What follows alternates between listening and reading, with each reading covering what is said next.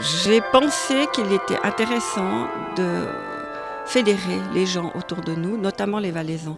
Et je me suis dit qu'il y a d'autres partenaires sur le site de Valère, comme par exemple la Scola de Sion, qui vient régulièrement animer des messes ici, la cathédrale qui est liée à Valère par le chapitre de la cathédrale, et nos amis de Tourbillon. Donc nous avons invité pour commencer la Scola, pour terminer la cathédrale de Sion par l'ensemble grégorien, l'ensemble vocal de la maîtrise de la cathédrale, et l'ensemble Res Temporis de Tourbillon. 50 ans que cette orgue revit un tout petit peu, qu'est-ce que ça vous fait ?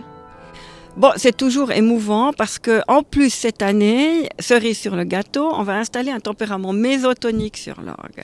C'est un peu compliqué à expliquer aux gens, mais on aura un habillage sonore un peu différent et beaucoup plus authentique. On aura un peu le type d'accordage d'orgue qu'on trouvait à la Renaissance.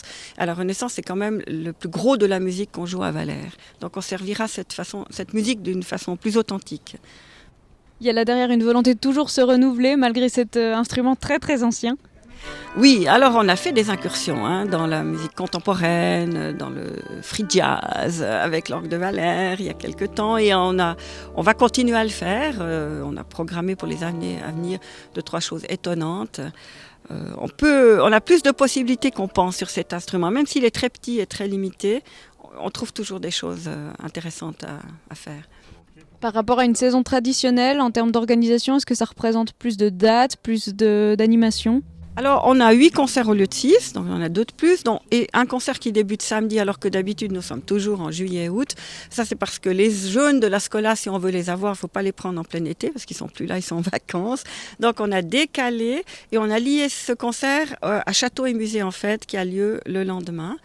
Est-ce que vous pensez que les Valaisans, les Valaisannes vous connaissent suffisamment, ou avec cet anniversaire, il y a aussi la volonté un peu d'aller chercher la population ? Alors, je pense quand même que les Sédunois, maintenant, savent quand même qu'ils ont au-dessus de leur tête un orgue exceptionnel.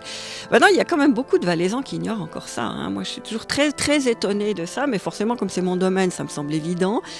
Mais il y a beaucoup de gens qui ignorent qu'on a ici un orgue unique au monde, en fait. C'est le plus ancien jouable du monde, et donc c'est quand même un patrimoine exceptionnel. Donc je les invite à venir entendre, bon sang, cet orgue une bonne fois pour toutes. C'est le moment qu'il se bouge. Venez écouter l'orgue de Valère.